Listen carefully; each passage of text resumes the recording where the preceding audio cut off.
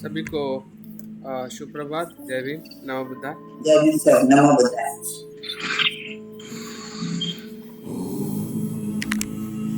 आज हम एक नए ध्यान को देखने वाले हैं।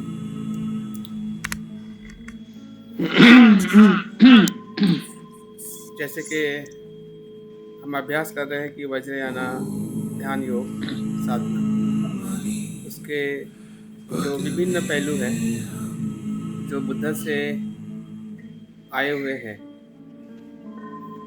और कहीं न कहीं वो अलग-अलग सूत्रों में, अलग-अलग परंपरा में बिखरे हुए हैं।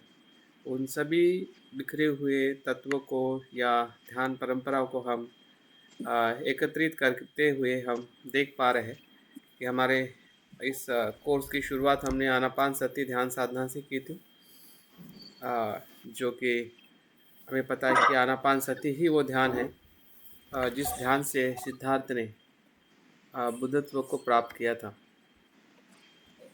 और सभी बुद्ध जो है आनापानसति ध्यान करने से ही संबोधि को प्राप्त होते हैं। तो ऐसे महान और महत्वपूर्ण ध्यान साधना का हमने सराव किया था और हम रोज के जीवन में भी आनापानसति ध्यान से हम हमेशा अपनी जागृति को बनाए रखते हुए हम कार्य करने का प्रयास करते हैं। तो हमारी जागृति ही बुद्धत्व का गुण है, जो धीरे धीरे विकसित होकर वो संपूर्ण जागृति को निर्माण करता है या उसका हमें अनुभव कराता है। उस ध्यान के पहलुओं में हमने जो ब्रह्म विहार का मैत्री भावना है, करुणा भावना, अनात्म भावना है, जिसे हम शून्यता, महायान परंपरा में उसे शून्यता कहते हैं और थेरवाद परंपरा में उसी को अनात्म भाव कहते हैं। तो परंपरा कुछ भी रही हो, किसी भी सूत्र में या ग्रंथ में उसकी बात की गई हो, उससे कहीं गुना महत्वपूर्ण है हमारा स्वयं का मन या स्वयं का चित्त या स्वयं का जीवन। जिस प्रकार से उस सूत्र को, उस मार्ग को, उस शिक्षा को लेता है, वो हमारी खुद की कॉन्शियसनेस जो है वो सबसे बड़ा आधार है या ज्ञान का भंडार है, हमारा स्वयं का मन। और इसलिए स्वयं के मन को जानते हुए या स्वयं के मन की जो ज़रूरत है, आज के परिप्रेक्ष्य में हमारा मन काफ़ी बिखरा हुआ है, काफ़ी गलत धारणाओं में फंसा हुआ है। हमारे साहित्य को हम भूल चुके हैं, हमारी विरासत को भूल चुके हैं और ऐसी बहुत सारी बातें हैं कि जो प्राचीन भारत में जिसे हम बुद्धिस्ट भारत कहते हैं, बौद्ध देश कहते हैं, बुद्धिस्ट इंडिया कहते हैं, उस बुद्धिस्ट इंडिया के परिप्रेक्ष्य में जो हमारी संस्कृति थी, सभ्यता थी, शिक्षाएं थी, अलग अलग ध्यान साधनाओं का एक भंडार था, संपत्ति थी। तो उस संपत्ति को हमने खोजना चाहिए, उस विरासत को फिर से प्राप्त करना चाहिए। और आज के परिप्रेक्ष्य में हमारा मन या हमारा जीवन जिस प्रकार से हम जीना चाहते हैं, जिसमें वैज्ञानिक दृष्टिकोण हो, मानवता हो, समानता हो, क्योंकि ये बुद्ध के ही सभी तत्व हैं, ये बुद्ध से ही आए हुए सभी तत्व हैं। फिर वो थेरवाद की परंपरा हो, महायान की परंपरा हो, वज्रयान मंत्रयान की परंपरा हो, उसमें भी वही तत्व है, लेकिन बिखरे हुए हैं या उसके प्रति हमारा देखने का दृष्टिकोण काफ़ी वर्षों के बाद हम फिर से बोध हो के एहसास कर रहे हैं कि बुद्ध की शिक्षा क्या है। तो इसलिए कुछ बातों का जो प्रभाव हमारे मन पर है और उस प्रभाव से हमें थोड़ा दूर होकर थोड़ा साहस करते हुए या हमारे शरीर और मन की जो ज़रूरत है उसको ध्यान में रखते हुए हमने ध्यान साधना को सीखना चाहिए। और उसी के परिप्रेक्ष्य में हमने देखा है कि वज्र सत्व ध्यान साधना हो या बुद्ध की अनुस्मृति हो, और उसी के परिप्रेक्ष्य में आज हम कुंडलिनी योगा ध्यान का हम प्रारंभ कर रहे हैं। कुंडलिनी योगा ध्यान ये बौद्ध परंपरा का है नहीं है, इसमें भी काफ़ी कुछ हमें संभ्रम निर्माण हो चुका है। और मुझे भी जब इसका मैं अध्ययन नहीं किया था, मुझे भी लगता था कि ये ध्यान हमारा बौद्ध परंपरा का नहीं है। लेकिन जैसे-जैसे हम इतिहास के या बुद्ध के जीवन की घटनाओं में जाते हैं, जैसे कि हमने पिछली बार भी मैंने कहा था और उसका संदर्भ भी हमें मिलता है कि जो 5 रंगों का जो बुद्ध का आभा मंडल है, वो 5 प्रकार की प्रज्ञा है, 5 प्रकार के बुद्ध के गुण हैं और उसी गुण के आधार पे कहीं न कहीं 5 ध्यानी बुद्ध का निर्माण हुआ है, जो हमारे पंच स्कंद के साथ या 5 जो नकारात्मक स्वभाव है उसके साथ में जुड़े हुए हैं। अभी इसके बारे में बुद्ध ने डायरेक्ट कहीं कहा नहीं है, लेकिन बुद्ध का जीवन उससे जुड़ा हुआ है, इतना निश्चित है। हाँ, बुद्ध के जो गुण हैं, वो 5 रंगों में अभिव्यक्त होते हैं, जो हमारे मन को आकर्षित करते हैं या जिससे हमारा संबंध बन जाता है और हम भी उस विषय की तरफ, उस गुण के तरफ हम जाने के लिए प्रेरित होते हैं। वैसे ही बुद्ध का बुद्धत्व प्राप्त करने के बाद जो चौथा सप्ताह है, अगर हमने बुद्ध गया में विज़िट किया होगा, तो वहाँ पे जहाँ पे तालाब है, जिस तालाब के बीच में बुद्ध की सुरक्षा नाग देवता, हाँ, मचलिंद नाग, नागराज जो बताया जाता है और उसकी जो स्टोरी है या उसकी जो कहानी जो है, अलौकिक आध्यात्मिक कहानी है और उस कहानी का वर्णन हमें साहित्य में भी मिलता है, हम सुनते भी हैं, पढ़ते भी हैं, जानते भी हैं। लेकिन उसका जो परिप्रेक्ष्य जो है या उसका संदर्भ कुंडलिनी योगा शक्ति से या कुंडलिनी शक्ति से कैसे जुड़ा हुआ है, उसके बारे में बहुत कम जानकारी मिलती है। बनते संरक्षित जी ने उनके बोधिपक बुक में बताया है और ऐसे बहुत जो अ, बुद्ध की शिक्षा को सही अर्थ में जानते हुए या उसका जो विकास की परंपराओं को देखते हुए अगर हम थोड़ा अवलोकन करते हैं कि वो आध्यात्मिक शक्ति या वो बुद्ध के साथ में जो घटना घटित थी, उसका संदर्भ क्या है या उसका अर्थ क्या है। तो ऐसा कहते हैं कि बुद्ध वहाँ पे 7 सप्ताह तक बैठे थे और एक-एक सप्ताह में एक-एक चक्र का वो अनुभव करते हुए 7वें सप्ताह में जो अ, मचलिंद नाग जो है, वो एक 16 वर्ष के युवा में प्रकट होके उनके सामने खड़ा रहता है। तो ये बुद्ध के बुद्धत्व की वो मानसिक शक्तियाँ थी कि जो धीरे-धीरे उन्होंने उनको अनुभव किया। जैसे कि पहले पहले दिवस में वो चक्रमण के, दूसरे दिवस में वो उस पेड़ के तरफ देखे, तीसरे दिन में वो प्रतीत समुत्पाद का उन्होंने फिर से अवलोकन किया। तो इस प्रकार से हमने देखा है कि बुद्ध के बुद्धत्व प्राप्त होने के बाद जो 7 सप्ताह या ब्रह्म संपत्ति उनके सामने प्रकट हुई और बाद में वो धम्म देने के लिए आगे बढ़े। तो इस प्रकार से घटनाओं का जो तत्व है या उसका संकेत है, ये संकेत बहुत महत्वपूर्ण है। घटना घटित भौतिक रूप में हुई थी, नहीं हुई थी, लिखी गई है, वो काल्पनिक है या चमत्कारिक है, क्या ऐसा संभव होता है क्या? उन सभी बातें कहीं न कहीं हमारे तार्किक जो मन है या रैशनल माइंड है, उसके लिए ठीक है। लेकिन जब हम आध्यात्मिक और थोड़ा और अजागरूक मन की तरफ अगर संवाद करना चाहते हैं और देखना चाहते हैं कि बुद्ध का मन सही में कितना जागरूक हुआ होगा और उसमें क्या हुआ होगा कि जिसको हम शब्दों में भी वर्णन नहीं कर सकते हैं। हुँ? बुद्ध के शक्ति को हम शब्दों में वर्णन नहीं कर सकते और जब शब्दों में वर्णन नहीं होता है, तो उसको कहीं न कहीं दूसरे माध्यम से अभिव्यक्त किया जाता है या वो प्रकट होती है। जैसे कि अगर आप आपके भीतर ही देखोगे कि जब भय आता है, तो विचारों में अभिव्यक्त नहीं होता है। उसका एक विकराल रूप जो है, हमारे सामने प्रकट हो जाता है, स्वप्न में प्रकट हो जाता है या कोई कल्पना में प्रकट हो जाता है, कोई घटना में प्रकट होने हमें घटनाएँ दिखने लगती है। किसी की मौत दिखने लगती है, किसी के या स्वयं के बारे में भी बहुत कुछ चीज़ें ऐसी एज़्यूम हो जाती है, ऐसी कल्पना निर्माण होती है क्योंकि वो भय जो है, वो भावनाओं में अभिव्यक्त होता है, चित्रों में अभिव्यक्त होता है। तो अगर हम सामान्य जीवन में भी देखते हैं तो सामान्य जीवन की घटनाओं को अगर हम देख पाते हैं, समझ पाते हैं, तो ऐसे बुद्ध की घटनाओं को भी हम समझ सकते हैं। तो बुद्ध का मन तो हमसे कितना गुना या संपूर्ण उनका विकसित हुआ मन था, जिस मन में वो इस प्रकार से अनुभव करते होंगे या उस अनुभव को हमें उनके जीवन में दिखाई देता है।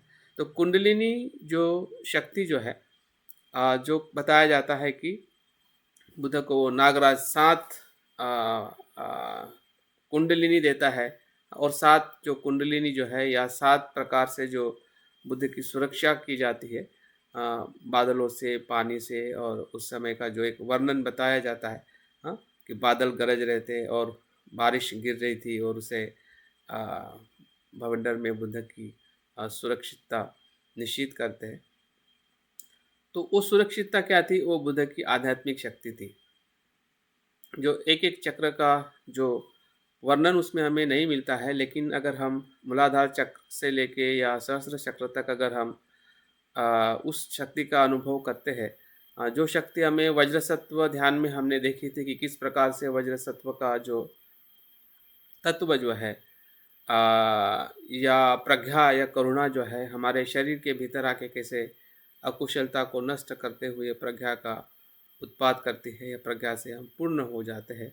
उसी के आधार पे ये मेडिटेशन हम करने वाले हैं, और हम देखने वाले हैं कि हमारा जो 7 चक्रों में से हम 6 चक्रों पे ध्यान करने वाले हैं, और हर एक दिन हम एक-एक चक्र पे ही ध्यान करने वाले हैं, ताकि उस चक्र के प्रति हमारी जो स्पष्टता है, संवेदनशीलता है, उसका एक एहसास है, वो हमें हर एक दिन में मिलते रहे, और आखिरी दिन में हम एक साथ में 6 चक्रों पे भी हम ध्यान करेंगे, और देखेंगे कि सही में वो चक्र का जो अस्तित्व जो है, जो शारीरिक रूप पे या भौतिक रूप में हमें दिखाई नहीं देता है, लेकिन उसकी जो पहचान है, वो हम अपने शरीर के विशिष्ट हिस्से में या विशिष्ट भाग में हम कर सकते हैं। तो मूलाधार चक्र को लेके अगर हम बात करें, हाँ, तो उस शब्द में ही उसका अर्थ छुपा हुआ है। मूलाधार मतलब रूट चक्र कहते हैं, और चक्र बौद्ध धर्म में एक अपने आप में महत्वपूर्ण प्रतीक है। हाँ, सबसे पहले चक्र का जो प्रतीक के रूप में या एक आध्यात्मिक रूप में अगर स्वीकार या उसका वजूद है, तो वो बौद्ध धर्म में है। हाँ, धम्म चक्र प्रवर्तन सूत्र जो है, या बुद्ध का जो धम्म देने का या मनुष्य को गति देने का या परिवर्तन दिखाने का जो तत्व जो है, वो हमें चक्र में मिलता है। तो चक्र कोई एक विशिष्ट धर्म परंपरा या उसी का ही वो अधिकार या ऑथराइज नहीं है। हाँ, ये बुद्ध के धम्म से आई हुई जो उसकी जो प्रतीकात्मक शक्ति जो है या प्रतीकात्मक जो भाषा है, उसको भी हमें जानने और समझने का प्रयास करना चाहिए। और मनुष्य जीवन में भी अगर हम देखते हैं कि चक्र जो जब चक्र बनाया गया मनुष्य ने, तो उससे मनुष्य को गति मिली है। तो हम मनुष्य के सामाजिक या जो वैज्ञानिक खोज है, या एक मनुष्य होने का जो स्वभाव है जागरूक रह के वस्तुओं को देखने का, तो उसमें भी चक्र का निर्माण होना या चक्रों को निर्माण करना बहुत बड़ी क्रांति या बहुत बड़ा परिवर्तन सामाजिक स्तर पे या मानवीय जीवन में रहा है। तो चक्र का जो बाह्य स्वरूप है वो भी महत्वपूर्ण है। हाँ, अगर चक्र नहीं बनाया गया होता तो शायद बैलगाड़ी नहीं बनती तो जो वाहन है, वाहन नहीं बनते, और चक्र का और सूक्ष्म निर्माण नहीं किया होता तो यंत्र नहीं बनते। यंत्र के पीछे भी कहीं न कहीं चक्र का निर्माण होते हुए ही गति दी जाती है। तो वैसे ही हमारे आध्यात्मिक जीवन में या अजागरूक मन के जीवन में भी हम चक्रों को कैसे महसूस कर सकते हैं, एक परिवर्तन के तौर पे उसको देखने का जो अवलोकन करने का जो विधि है, वही कुंडलिनी शक्ति का ध्यान है। या हर एक चक्रों को हम महसूस कर सकते हैं हमारे व्यक्तिगत शारीरिक, भावनिक और आध्यात्मिक जीवन में, क्योंकि शारीरिक हमारा अस्तित्व जो है हमेशा मन के साथ में जुड़ा हुआ है। जब भी शरीर आता है या शरीर की बीमारी आती है या शरीर का असंतुलन आता है, तो कहीं न कहीं मानसिक तौर या मानसिक भावना के साथ में ही जुड़ा रहता है। हाँ, लेकिन अक्सर हम उधर तक नहीं पहुँचते हैं, इसलिए हमें लगता है कि शरीर का बीमारी अलग है और मन की बीमारी अलग है। हुँ? तो मूलाधार चक्र जो है वो दोनों दोनों का आधार है। शारीरिक भी आधार है। अगर हम हमारे शरीर में कोई बीमारी का एहसास देखते हैं, या मूलाधार चक्र जब असंतुलित रहता है या वो अपनी गति के साथ नहीं चलता है, तो उसका भी एहसास हमें होने लगता है। उदाहरण के तौर पे जब हमारा मूलाधार चक्र संतुलित नहीं होता है, जागरूक नहीं होता है, तो हमारा डाइजेशन सही नहीं होता है और जो जो चक्र का जो अ, केंद्र है, हाँ, जो मूलाधार मतलब जो हमारे स्पाइन कोड का जो लास्ट हिस्सा जो है, रूट, आखिरी जो हिस्सा है, वही मूलाधार चक्र का पॉइंट है और वही पॉइंट से ही हमारा पूरा पैर का हिस्सा और पैर से जो जितनी भी बीमारियां आती है, वो उसी ही केंद्र का एक असंतुलित व्यवहार या असंतुलित जो उसका स्वभाव है, उससे हमें शारीरिक बीमारियां को अभी हम एहसास कर सकते हैं। तो मूलाधार चक्र का असंतुलित होना मतलब पेट की बीमारी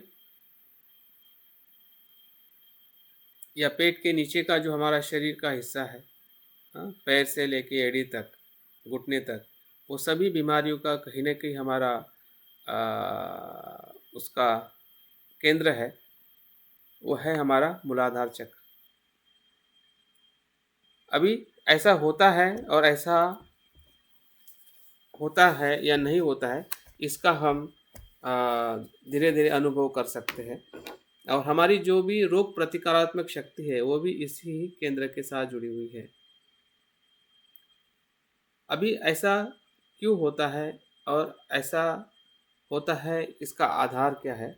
क्योंकि ये जो भावनिक स्तर पे ये मूलाधार केंद्र जुड़ा हुआ है।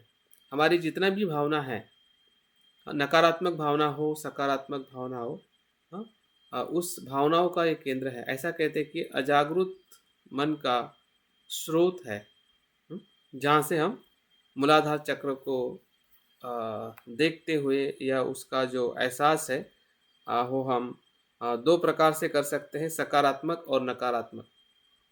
सकारात्मक पहलू जो है इस केंद्र का, इसमें स्फूर्ति, उत्साह और विकास होने का हमें अनुभव होता है। जब किसी का भी या हमारा भी जब हम ध्यान करते हैं या आध्यात्मिक जीवन जीने का प्रयास करते हैं, तो हमें जो उत्साह और जो स्फूर्ति निर्माण होती है हमारे शरीर, मन में और हमारे कृति में, तो समझ जाएगी कहीं न कहीं हमारा मूलाधार चक्र का गति होने का प्रयास हो चुका है। लेकिन अगर हम नकारात्मक भाव देखते हैं, नकारात्मक उसका पहलू देखते हैं, तो हमें सुस्ती आती है, निष्क्रियता होती है, हम ज़्यादा इगोइस्ट होते हैं, हाँ, और हमारी विषय वासना जो है, हाँ, या संसार में पड़े रहने की और आलस, जो 5 न्यूरॉनों में हम जो आलस और काम छंद देखते हैं, वो इसी ही केंद्र के साथ में जुड़ा हुआ है।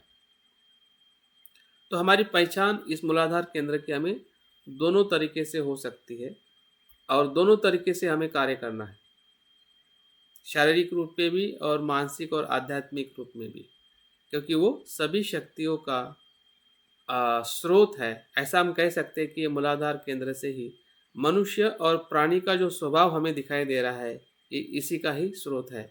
हम मनुष्य भी है और प्राणी भी है। हमारे मनुष्य होने में प्राणी की प्रवृत्ति है, हाँ, जिस प्रकार से प्राणी की प्रवृत्ति में खाना पीना सोना और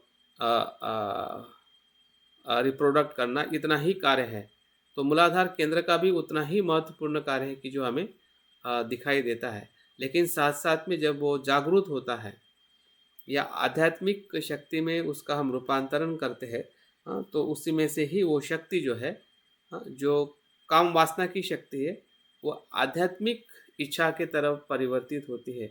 एक हम सच्चा मनुष्य होने का कहाँ से अगर शुरुआत होता है, या पशु चित्त जो है या जो अकुशल चित्त जो है, उस अकुश चित्त का रूपांतरण कहाँ पे होता है, तो वह मूलाधार चक्र में होता है।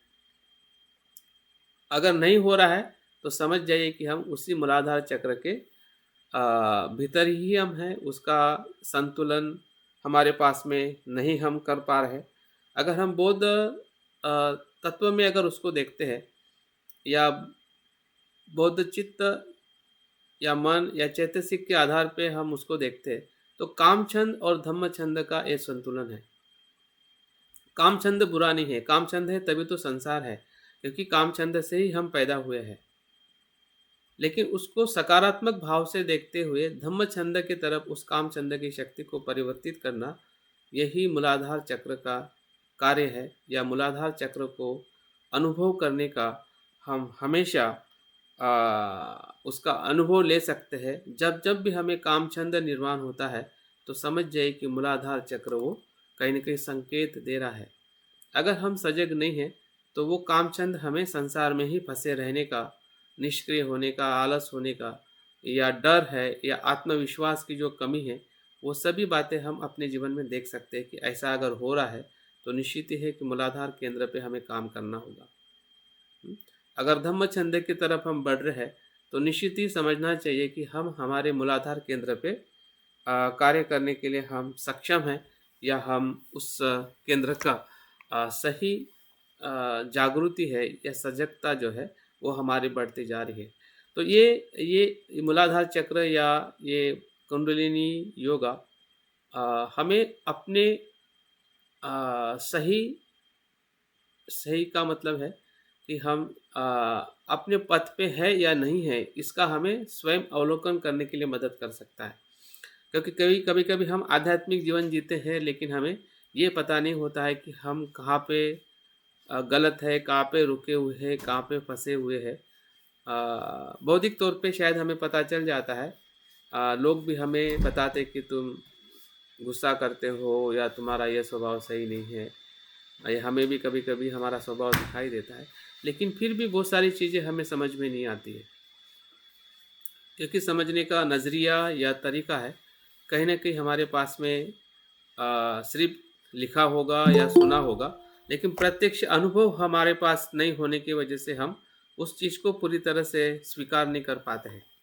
तो ये जो ध्यान योग जो है या इस प्रकार से हमारे शारीरिक स्वास्थ्य को भी देखना कि शारीरिक स्वास्थ्य अगर बिगड़ रहा है, जबकि मैं अपना अनुभव मैं 2 साल पहले मैं देख रहा था कि मैं ध्यान कर रहा था, लेकिन मुझे बीमारियाँ भी बढ़ रही थी।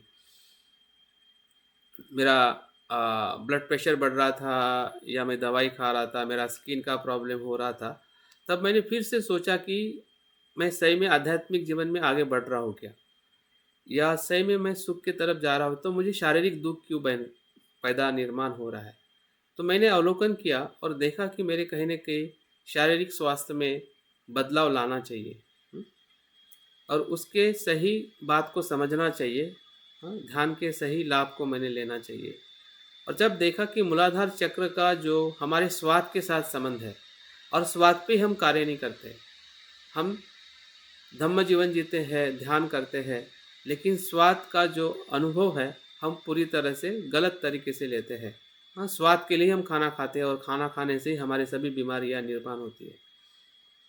तो इसका जब अवलोकन किया तब पता चला कि कहीं न कहीं मूलाधार चक्र का ही ऐसा असंतुलन है जिसकी वजह से मुझे बीमारी हो रही थी या बीमारी की तरफ मैं जा रहा था। हाँ, और उसमें जब मैंने बदलाव किया मेरे खान-पान में, मेरे रोज़ के जीवन में, तो मैंने देखा कि वो पूरी तरह से मैंने दवाइयाँ छोड़ दी है और मेरा स्वास्थ्य अच्छा है। तो स्वास्थ्य सुख जो है, वो हमारा परम धर्म है। स्वास्थ्य सुख का अर्थ ये नहीं कि हम शरीर के प्रति आसक्त है, लोभी है या हम ज़्यादा जीने का या ज़्यादा उम्र जीने का हमारा लोभ है। हुँ? हम जानते हैं कि किसी भी उम्र में, किसी भी समय में हमें मृत्यु आ सकती है। लेकिन इसका मतलब ये नहीं है कि हमारे स्वास्थ्य का ध्यान रखना वो हमारा कर्तव्य नहीं है और हम सिर्फ़ दवाई और इसी के आधार पे ही अपने शरीर को चलाएँ। हाँ, क्योंकि ये मूलाधार चक्र अपने आप में एक मेडिसिन है, या अपने आप में डॉक्टर है। वो हमें अपना निरीक्षण, परीक्षण करना सिखाता है और अनुभव कराता है कि हमारा स्वास्थ्य, फिर वो शारीरिक स्वास्थ्य हो या मानसिक स्वास्थ्य हो, क्योंकि मानसिक स्वास्थ्य रहने से ही हम बुद्ध के मार्ग पे चल सकते हैं। याद रखिए कि अगर हमारा शारीरिक स्वास्थ्य नहीं है और मानसिक स्वास्थ्य नहीं है, तो हम बुद्ध के पथ पे नहीं चल सकते, भले हम बौद्ध हैं। बौद्ध होने से हम बुद्ध के पथ पे चलेंगे, ऐसा निश्चित नहीं है, वो अनिश्चित है। लेकिन चल सकते हैं अगर हम शरीर और मन के स्वास्थ्य को बनाए रखें और समझे कि उसका स्वास्थ्य क्या है। हाँ, तो निश्चित ही है कि बोधि पथ से हमें कोई रोक नहीं सकेगा, क्योंकि वहीं से बुद्ध का पथ आगे जाता है। तो उसकी समझदारी, उसका अनुभव हम एक-एक चक्र का अगर अध्ययन करते हैं, तो निश्चित ही है कि हमारा जो डर है, जो मूलाधार चक्र के साथ जुड़ा हुआ है, और हमारी श्रद्धा है वो भी मूलाधार चक्र के साथ में जुड़ी हुई है। और दोनों बातों को समझते हुए जो श्रद्धा है, हाँ, भय का श्रद्धा में कैसा रूपांतरण करना है, यही इस ध्यान का एक महत्वपूर्ण उद्देश्य है कि जो उसको हमने काम छंद से धम्म छंद में हमें प्रवेश करना है, हाँ, ताकि हम अपने मूलाधार चक्र से शारीरिक और मानसिक लाभ को हम प्राप्त कर सकें। तो उसके लक्षण से ही हम जान सकते हैं कि उस लक्षण का अनुभव अगर हमें हो रहा है कि हमारी रोग प्रतिकारात्मक शक्ति बढ़ रही है, तो समझ जाइए कि हमारा मूलाधार चक्र स्ट्रांग हो रहा है। हमारा डाइजेशन अगर प्रॉपर हो रहा है, हम अनासक्त होके जागृति से अगर भोजन कर रहे हैं, तो समझ जाए कि हमारा मूलाधार चक्र स्ट्रांग बन रहा है। हाँ, अगर हमारा भोजन में जागृति नहीं है, हमारे कर्म में जागृति नहीं है, हम शरीर को सही तरीके से हम व्यायाम नहीं करते हैं, हाँ, उसको सही तरीके से हम तंदुरुस्त नहीं रखते हैं, तो समझ जाए कि मूलाधार चक्र हमें दुख देगा या हमें भय और बीमारी को निर्माण करेगा, हाँ, क्योंकि वो दोनों बातें निर्माण करता है। जैसे कि बुद्ध कहते हैं कि हमारा कर्म ही हमारा धर्म है, वही सुख है वही दुख है। जब हम कुशल और जागरूक कर्म करते हैं तो सुख उसका फल है, हाँ, अगर उसी क्षण में अगर हम अकुशल और अजागरूक कर्म करते हैं तो दुख उसका फल है। तो जितने भी पहलू से अगर हम बुद्धिज्म को देखते हैं, तो उसकी विविधता और उसकी जो सुंदरता जो है, उसकी जो सुंदरता जो है, हाँ, शीलाचरण में हमें दिखाई देती है। और शीलाचरण ही एक प्रकार का मूलाधार चक्र का संतुलन है। हाँ, जब हम शील और दान का आचरण करते हैं तो उसी से मूलाधार चक्र शुद्ध होते हुए हम देख पाते हैं। लेकिन उसकी देखने की सूक्ष्मता को भी हमने जानना चाहिए। हमारे रोग प्रतिकारात्मक शक्ति बढ़ रही है क्या, नहीं बढ़ रही है, तो शील का पालन हम कर रहे हैं, दान का पालन कर रहे हैं, तो सही में उसमें हमारा मन, हमारी भावनाएं शुद्ध हो रही है कि हम देख पा रहे हैं कि उसका हमें लाभ मिल रहा है। हाँ, सिर्फ करते रहेंगे और सोचते रहेंगे कि मैं तो शील का दान का पालन कर रहा हूँ, हाँ, तो ऐसे ही कर्म करने से उसका परिणाम भी हमें ऐसे ही मिलेगा।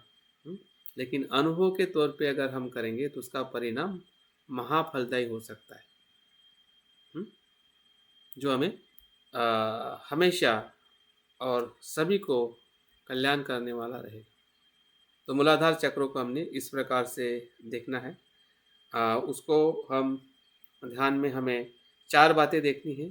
उसका स्थान कहाँ पर है उसको हम देखेंगे, उसका हम चिंतन करेंगे या उसको हम सजगता से जानेंगे कि उसका स्थान क्या है। दूसरा, हम जानेंगे कि उसका रंग क्या है। जैसे कि हमने देखा था कि रंग का हमारे सकारात्मक और नकारात्मक मन के साथ जुड़ा हुआ है। तो कलर रंग को भी देखेंगे और फिर एक प्रतीक देखेंगे जो पूरा मूलाधार चक्र से लेके सहस्त्र चक्र तक जो हमारे चक्र है वो कमल के प्रतीक में बताए गए हैं। और कमल का जो प्रतीक का हमने अर्थ देखा है कि वो अनासक्ति का या एक आध्यात्मिक विकास का प्रतीक है। और ये कमल कैसा है, एक तेजोमय कमल की हम कल्पना करते हैं। जो कमल हम खुली आंखों से भौतिक कमल देखते हैं वो सांसारिक कमल है जो संसार में है। ये हमारा आध्यात्मिक कमल है कि जो हमारे मूलाधार जहाँ पे बीज है, हाँ, दोनों बीज है। बुरे भी बीज है जैसे हम लोभ द्वेष मोह कहते हैं, और आध्यात्मिक और बुद्ध के भी बीज है। तो बुद्धत्व के बीज को ऊपर लाते हुए और जो नकारात्मक बीज की शक्ति का इस्तेमाल करते हुए, क्योंकि वही मड है। मड क्या है, वो हमारी अकुशलता, अकुशल गुण है। और उसमें से जो बाहर आ रहा है वो कमल है। जैसा कि हम संसार में देखते हैं कि कमल मड में खिलता है, दलदल में खिलता है, वैसे ही हमारा बुद्धत्व का जो कमल है, जो ऊपर की तरफ विकसित होते हुए हम अपने आप को देख पाते हैं। अ, भले हमारे में कितनी भी बुराई हो, फिर भी उस बुराई की शक्ति का हम अवलोकन करते हैं, सजग होते हैं, तो वो शक्ति मठ के रूप में उसी कमल को विकसित करने के लिए मदद करती है, जिसे हम अ, बुद्धत्व का कमल कहते हैं, ज्ञान का संबोधि का कमल कहते हैं। तो हम कमल पुष्प का यहाँ पे जो 4 पंखुड़ियों का जो कमल पुष्प है, उस कमल पुष्प को हम 4 पंखुड़ियाँ एक प्रकार की 4 आर्य सत्य है, जिसमें हम दुःख भी देख रहे हैं, दुःख का कारण भी देख रहे हैं, और मुक्ति का अनुभव भी देख रहे हैं, और उसका मार्ग भी देख रहे हैं। लेकिन ये बहुत ही सामान्य तौर पे है। धीरे धीरे यही 4 आर्य सत्य जब हम और विकसित स्वरूप में देखते हैं, दूसरे दूसरे और ऊपर के तरफ जो चक्र है, तो वो संपूर्ण जब हम आज्ञा चक्र तक पहुँचते हैं, तो हमें 4 आर्य सत्य का संपूर्ण साक्षात्कार होता है। लेकिन उसकी शुरुआत मूलाधार चक्र से होती है। अजागृत मन को शुद्ध करते हुए अलग अलग चक्रों में हम उसके अलग अलग पहलुओं को देख सकते हैं। हाँ, तो हम इस प्रकार से 4 पंखुड़ियों को देखने वाले हैं, और उसका जो मूल घटक है वो है पृथ्वी है। पृथ्वी जो है उसके साथ में ये चक्र जुड़ा हुआ है, जो हमारा आधार है। और इसका जो बुद्ध जो है, जैसे कि हमने कल देखा था कि बुद्ध के स्वभाव में लाल रंग के जो बुद्ध है, जो अमिताभ बुद्ध है, हाँ, तो उस बुद्ध के प्रज्ञा को जैसा है वैसा देखना, हाँ, मिरर लाइक विस्डम। तो उस प्रज्ञा से हमें इस मूलाधार चक्र को शुद्ध करना है, और शुद्धता का हमें अनुभव करना है। तो इस प्रकार से हम ध्यान साधना करने वाले हैं, और मैं उम्मीद करता हूँ कि आपको ये ध्यान साधना का निश्चित ही एक हमें अनुभव होगा। आप अभी ध्यान के लिए अपने बैठक को ठीक कर लीजिए।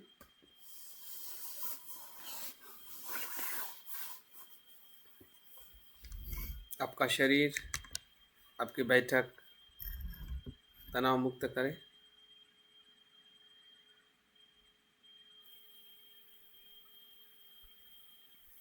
और गहरी सांस लेते हुए शरीर और मन का जो तनाव है, उस तनाव को भी मुक्त करें। धीरे धीरे आंखें बंद करते हुए ध्यान के लिए अपने आप को तैयार करें।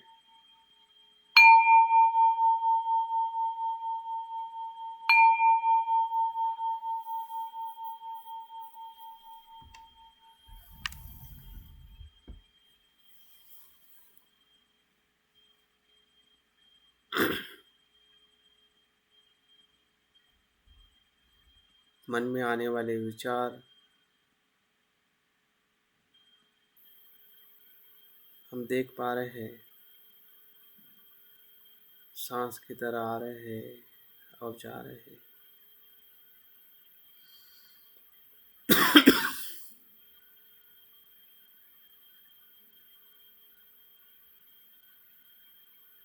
उसी विचारों में बुद्ध का विचार भी आ रहा है,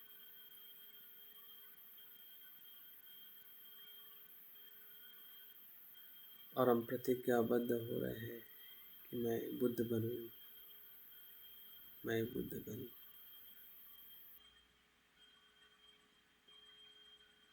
धम्म का विचार भी उत्पन्न हो रहा है, मैं धम्म बनूं, मेरे विचार धम्म बने। और संघ का भी विचार आ रहा है,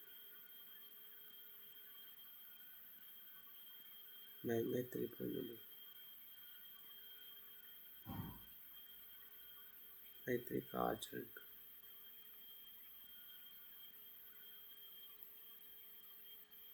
बुद्ध धम्म संघ,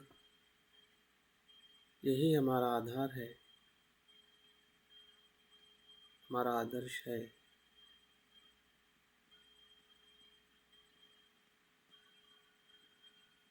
अपने संकल्प को दोहराइए कि मैं बुद्धत्व प्राप्त करने तक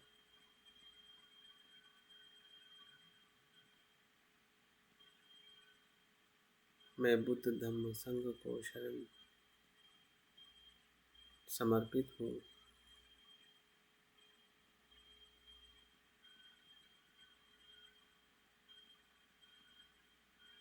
देखिए, इस बुद्धत्व की प्राप्ति के संकल्प में सभी जीव समाविष्ट है। सभी के हित और कल्याण के लिए मैं बुद्धत्व को प्राप्त करूं।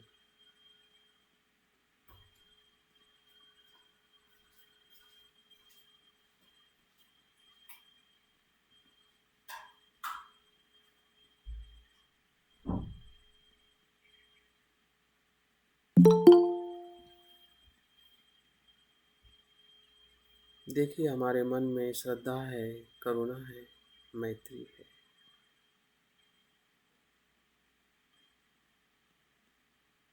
क्योंकि ये मेरे मन का धर्म है जो उत्पन्न हो रहा है।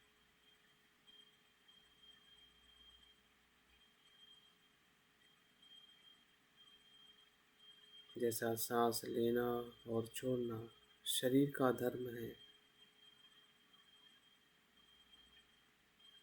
शरीर का आधार है, उसी प्रकार से मेरे चित्त का धर्म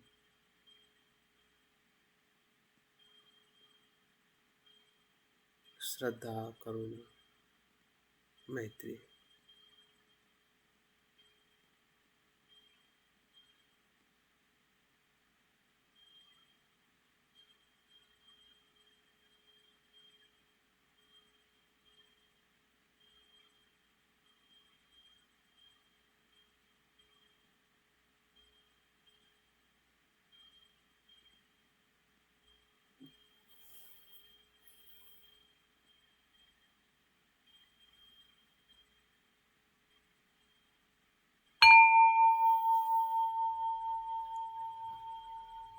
मूलाधार चक्र का ध्यान, पहली प्रगति।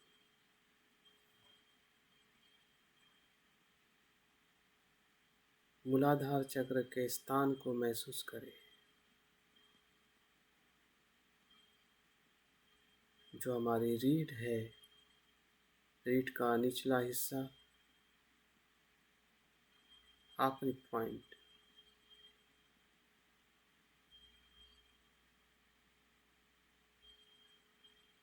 मज्जा तंतु का आखिरी हिस्सा, जहाँ पर हम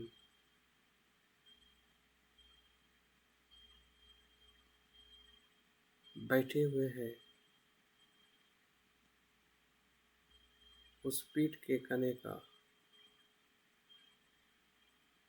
आखिरी बिंदु वही मूलाधार है।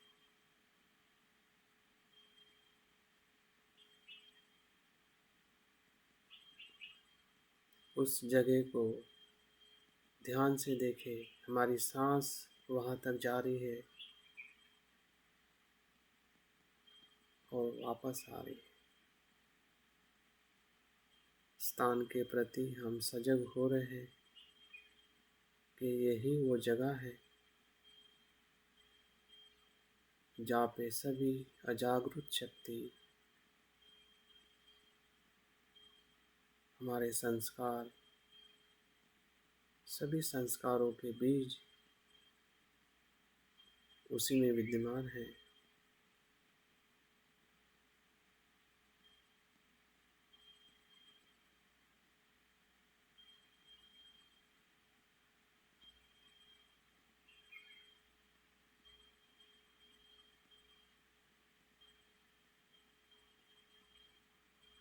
जो हम देख रहे हैं सजगता से, उसी पे हमें विश्वास हो रहा है।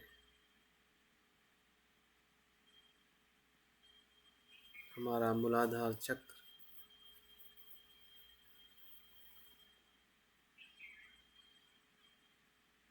गतिमान हो रहा है।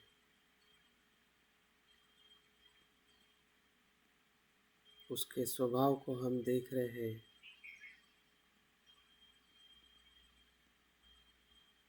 जब वो असंतुलित होता है, तब हमारे मन में भय, आलस, निष्क्रियता, काम वासना निर्माण होती है।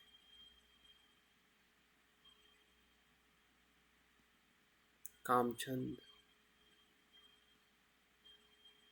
का वो स्रोत है। कामचंद का होना बुरा नहीं है,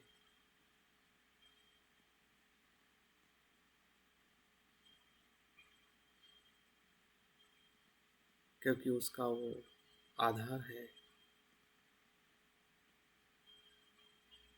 उसका होना स्वाभाविक है।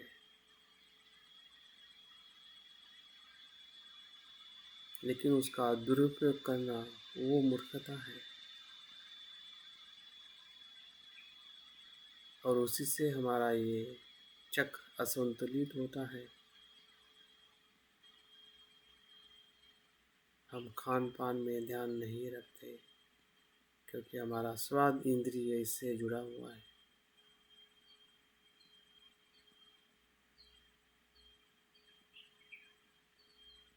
हमारी जड़ता, जिसे पृथ्वी धातु कहते हैं, वो भी इसी से जुड़ा हुआ है। हमारा आलस, हमारा भय,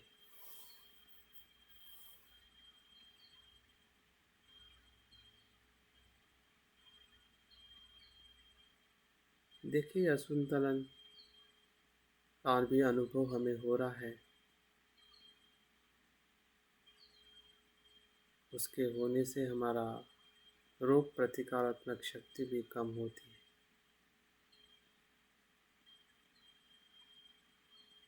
क्योंकि हार्मोन्स को रिलीज करता है, जो पूरे शरीर में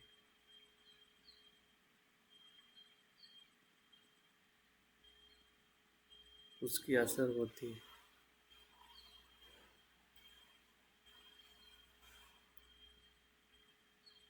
देखिए इसी मूलाधार चक्र में सकारात्मकता भी है, उत्साह है, धम्मचंद है,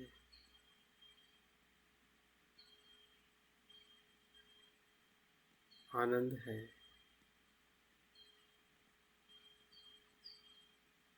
विश्वास है, श्रद्धा है, शील है, दान है।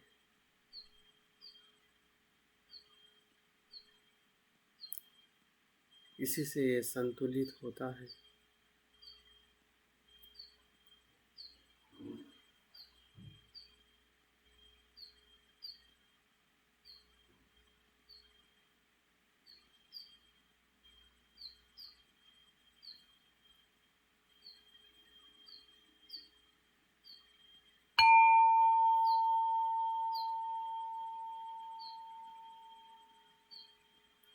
इसी मूलाधार चक्र के प्रतीकात्मक पहलू को देखें।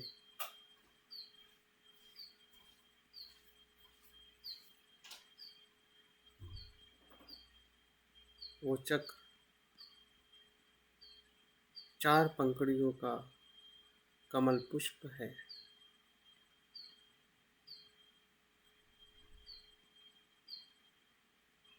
जो लाल कलर का है।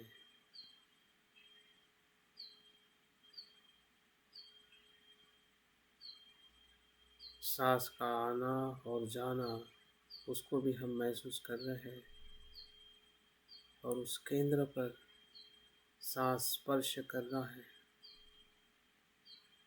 और स्पर्श के अनुभव से ही हम देख पा रहे हैं कि 4 पंखुड़ियों का कमल का पुष्प वहाँ पे विकसित हो रहा है।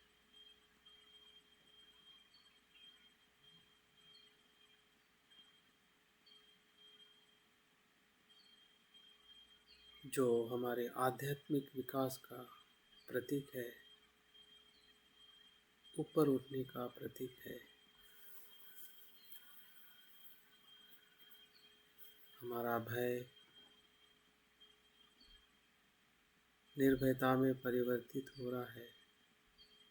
हमारा काम छंद, सांसारिक इच्छाएं, तृष्णाएं धम्म इच्छा में रूपांतरित हो रही है।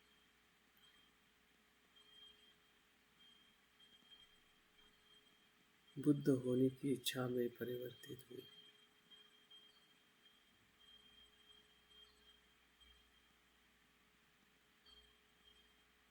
जितना हो सके अनुभव करें, महसूस करें कि हमारी ही अकुशलता हमें प्रेरित कर रही है शुद्ध होने के लिए।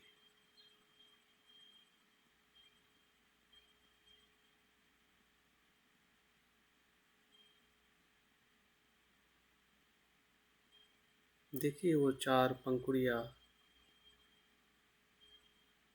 हमें संकेत दे रही है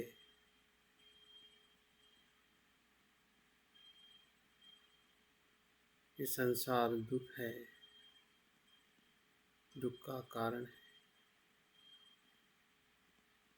मेरे दुख का कारण मेरा ही अज्ञान और तृष्णा है। उसको नष्ट करना ही निर्वाण है।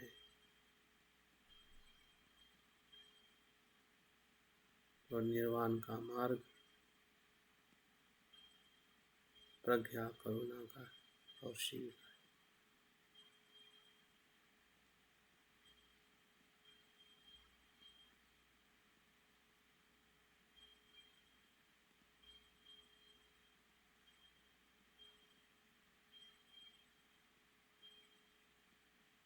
हमारा चक्र सक्रिय हो रहा है क्योंकि हम सजग है।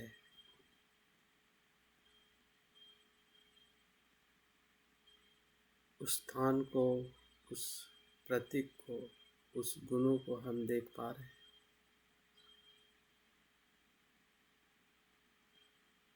जो हमारे शरीर को संतुलित करता है, स्वस्थ रखता है और मन को बुराई से, अकुशलता से मुक्त कराता है।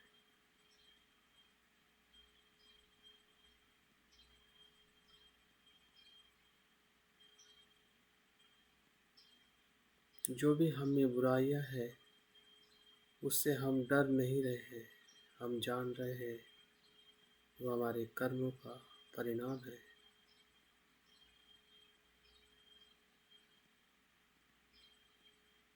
उस परिणाम से हम सजग हो रहे हैं कि वो अनित्य है। वो कमल पुष्प में परिवर्तित हो रही है।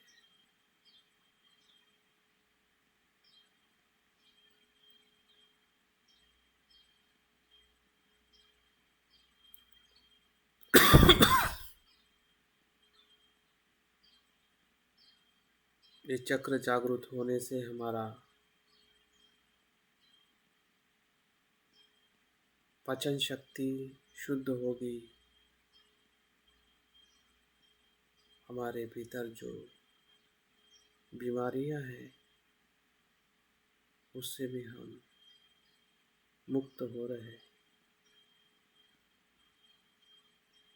सभी नकारात्मकता पैर से होते हुए पृथ्वी के भीतर जा रही है।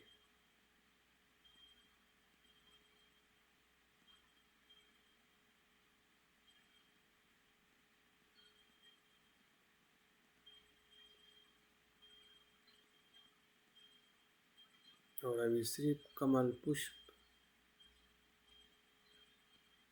जो लाल रंग का है वो ऊपर की तरफ विकसित हो रहा है।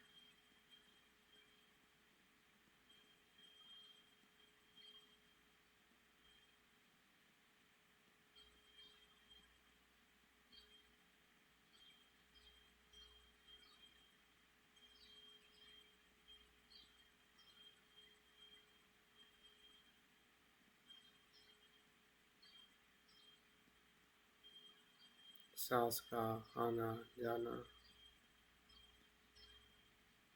और मूलाधार चक्र का जागरूक होना एक दूसरे के साथ जुड़ा हुआ है। ये हमारी जागृति ही है जिससे हम अनुभव कर रहे हैं हमारी शुद्ध चेतना का।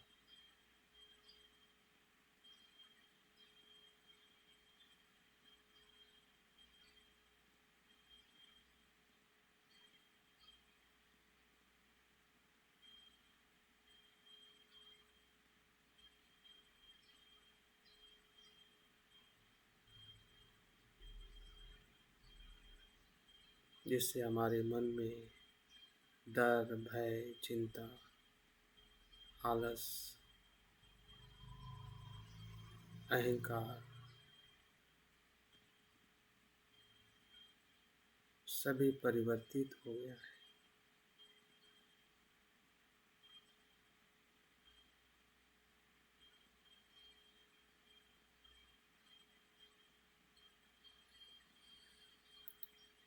यह पैर से बाहर निकलते हुए पृथ्वी में विलीन हो रहा है।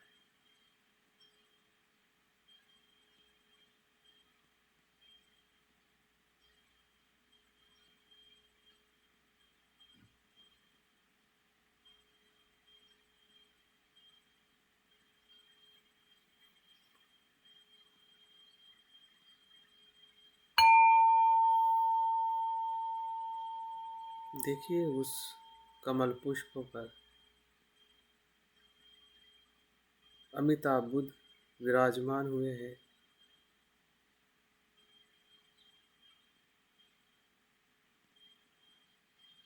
जो लाल रंग के हैं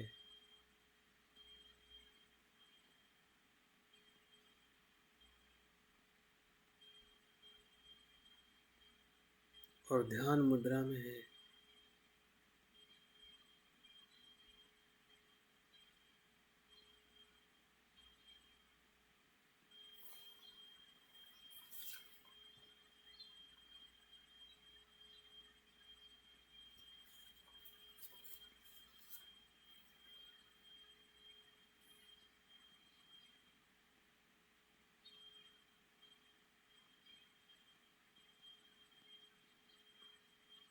अमिताभ बुद्ध का अनंत प्रकाश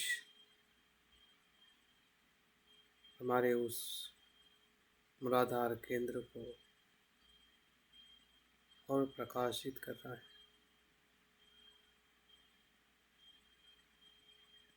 शुद्ध कर रहा है। जैसा है वैसा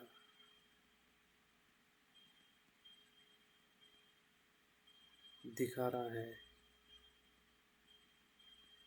कुशल के परिणाम के साथ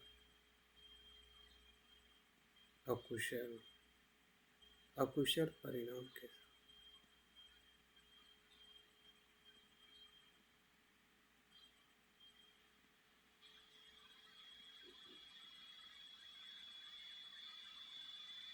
सत्य असत्य का भेद,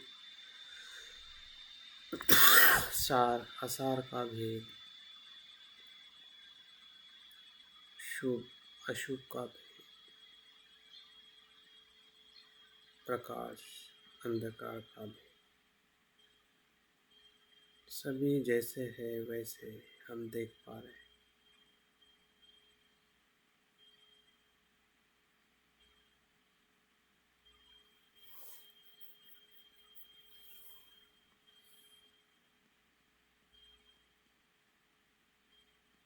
मूलाधार चक्र प्रज्ञा में परिवर्तित हो रहा है।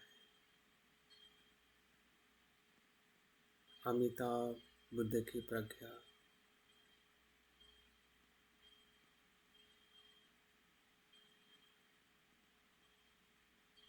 हम भी देख रहे हैं कि हमारे भीतर जो कुछ भी है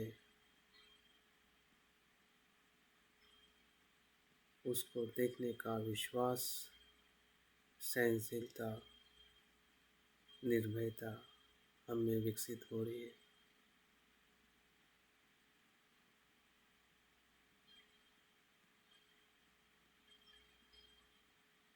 कितनी भी हमारे मन में बुराई हो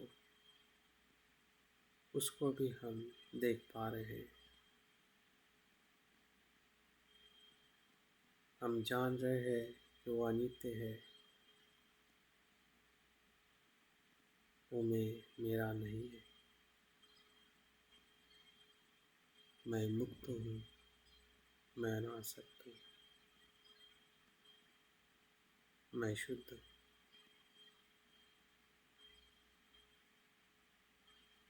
मेरा स्वभाव शुद्ध है, प्रकाशित है, प्रज्ञावान है।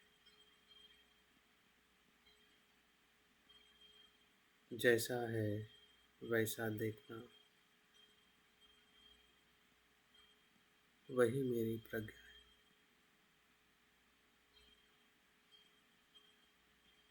मैं पूरे शरीर को देख रहा हूँ, मेरे भूतकाल के कर्मों को देख रहा हूँ, अभी के कर्मों को देख रहा हूँ, भविष्य में करने वाले कर्मों को भी देख रहा हूँ।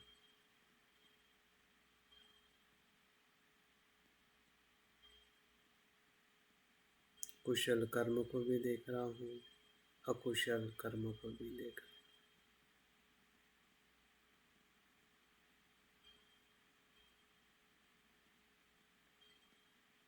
सब कुछ शून्य है, अनात्म है।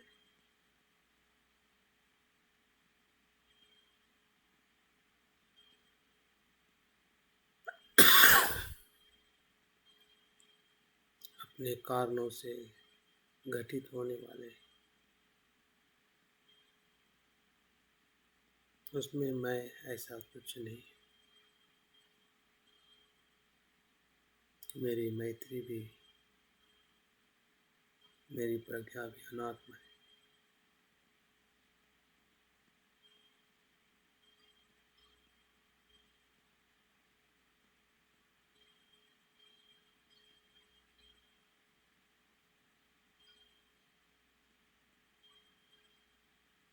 देखिए उसका अनुभव हम पूरे शरीर में, रोम रोम में हमें हो रहा है। हमारी रोग प्रतिकारात्मक शक्ति विकसित हो रही है, हमारे हार्मोन संतुलित हो रहे हैं, हम आनंदित, तनाव मुक्त,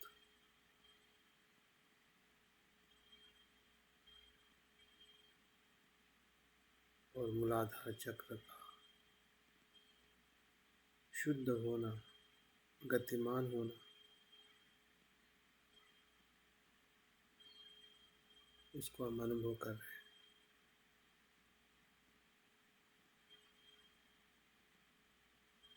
सांस की स्मृति हमें वर्तमान में अनुभव कराती है,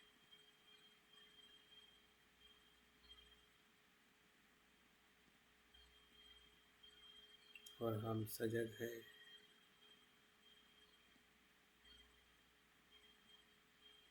आनंदित है,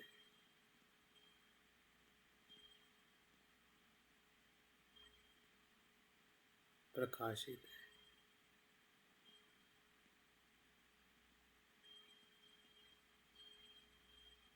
जो हो रहा है,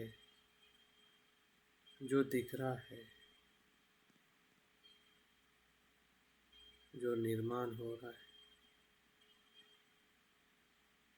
हम उसी को ही जैसा है वैसा देख रहे हैं। उसके रंग के रूप में, प्रतीक के रूप में, प्रज्ञा के रूप में हमारे सभी इंद्रिय सक्रिय है। हम सुन भी रहे हैं उस सत्य की ध्वनि, हम स्वाद भी ले रहे हैं उसका अनुभव,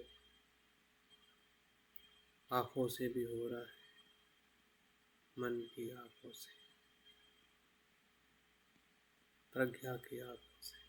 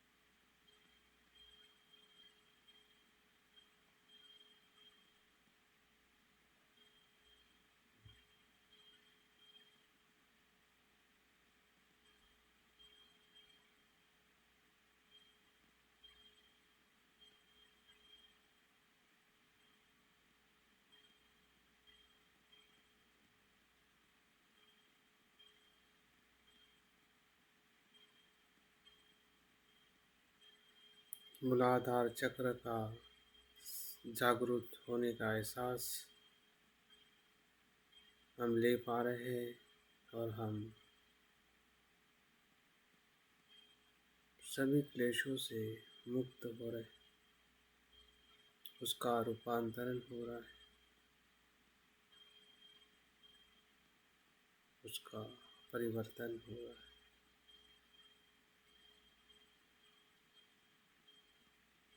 हमारी गलतियाँ हमें दिखाई दे रही है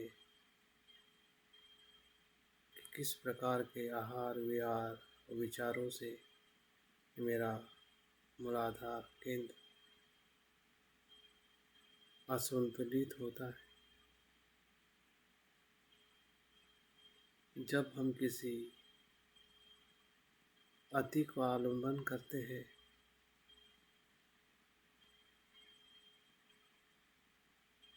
उसी अति के कारण हमारा केंद्र असंतुलित होता है और वही दुख का कारण। नासमझी, इंद्रियों की आसक्ति,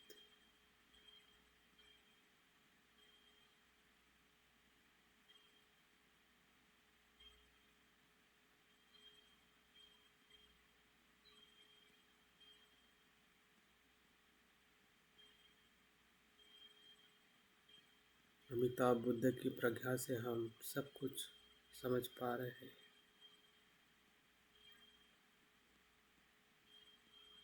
क्योंकि वो प्रज्ञा मेरी ही प्रज्ञा है।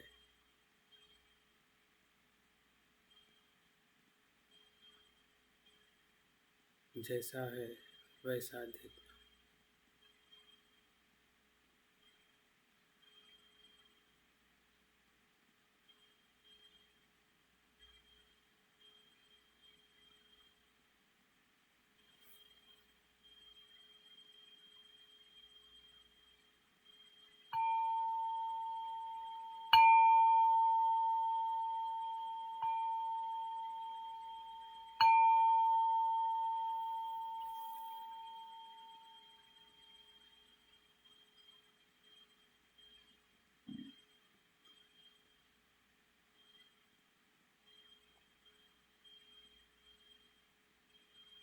धीरे धीरे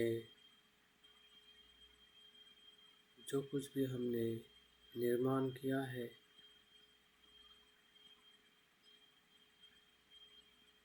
जो हमने उत्पन्न किया है उस सभी का धीरे धीरे विघटन हो रहा है। उस अनुभव को हम लय होते हुए भी देख रहे हैं।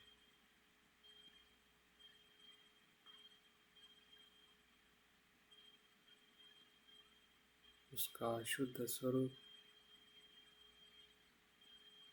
अपने आप में विलीन हुआ है। हमारा चक्र संतुलित हो गया।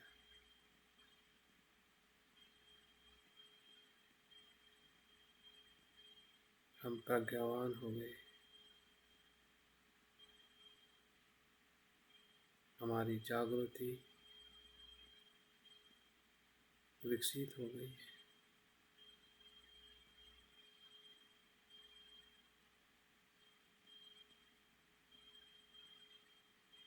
सांस आ रही है, जा रही है। उसकी स्मृति के साथ हमारे अनुभव को हमें अवलोकन करना है। और जो भी अनुभव हो रहा है उस अनुभव से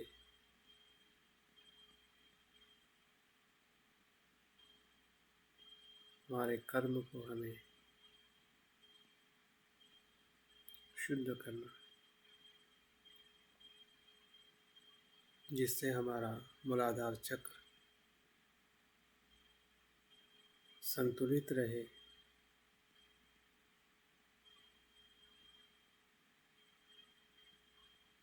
हमारे स्वाद इंद्रियों पे हमने कार्य करना है। सजगता से सात्विक भोजन लेना है। हमारी शरीर की गतिविधियाँ, व्यायाम पे हमने कार्य करना है।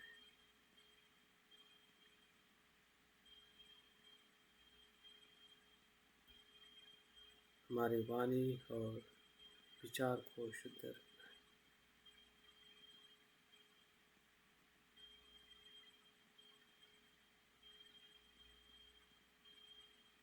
कुशल वाणी, कुशल चित्त, यही शुद्धिकरण है। मूलाधार चक्र संकल्प करे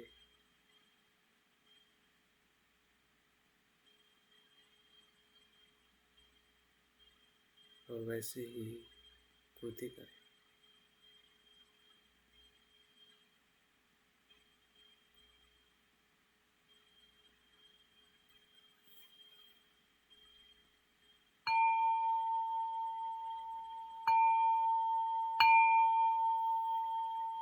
धीरे धीरे ध्यान को समापन की तरफ आते हुए आंखें खोलें और ध्यान को समाप्त करें।